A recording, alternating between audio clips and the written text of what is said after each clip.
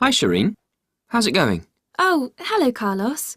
I'm okay, I suppose, but it's just that I've got so much work to do, and this morning my tutor set another project, and I've no idea what to do for this one. What's it about? Well, we have to choose a topic, but it's got to be related to transport in some way. I honestly have no idea. I was just going to the library to get some ideas. I don't know if this will be any help, but I saw a TV programme last week about traffic problems. It was really interesting. You may be able to still catch it online. What was so interesting? Well, a lot of it was looking at congestion in different countries. I didn't realise it was so bad. Did you know that there are around 800 million vehicles in the world? I think that's what they said. And this figure is growing all the time by about 50 million every year, apparently. That's amazing. What's going to happen to them all? Good question. I think they said the number would double in the next 2 decades. And of course all that traffic causes congestion, which costs the economy millions. I think they said that in the US, it costs the economy $100 billion every year. Well, they do drive a lot of cars. Yes, but it's happening all over the world. In Moscow, they lose around $12 billion a year, and of course nations like China and India are growing all the time. More cars mean more time wasted sitting in traffic jams. So what's the solution?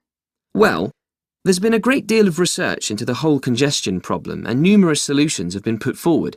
For instance, in some Chinese cities, they restrict road use by banning certain motorists from driving 1 day a week, depending on their car registration number.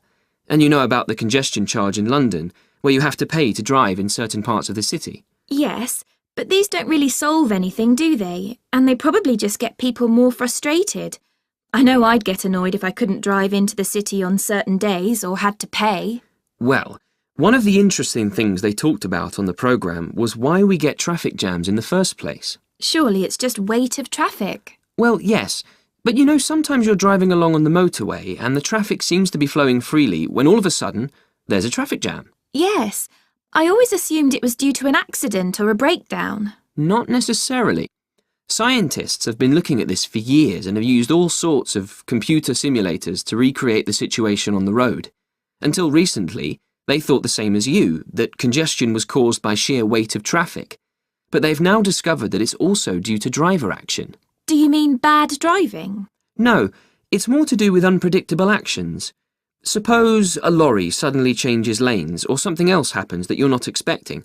Well, this can have an enormous effect, apparently. How exactly?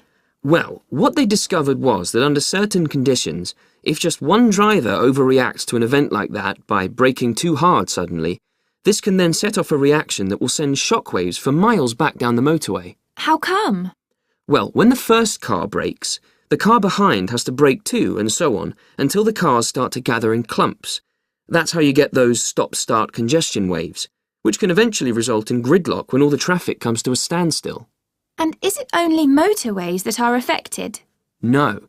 Any road junction where 2 or more lanes of traffic join together can cause problems.